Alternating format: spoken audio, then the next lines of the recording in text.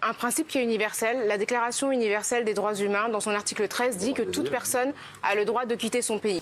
Ce qu'ont fait les Ukrainiens, c'est simplement mettre en application un droit qui est universel, qui est celui de quitter son pays, a fortiori quand on est exposé à un danger, quand on voit son quotidien brutalement s'effondrer.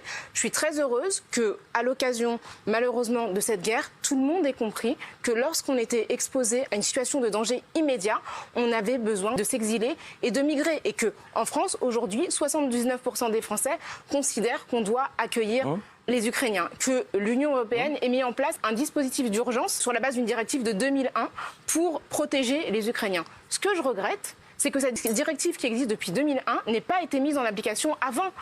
En Méditerranée, depuis 2014, il y a 23 000 personnes qui se sont noyées. On est dans un continent qui est un cimetière, dont la mer est un cimetière, qui n'a pas estimé nécessaire de mettre en application un dispositif pour protéger d'autres personnes.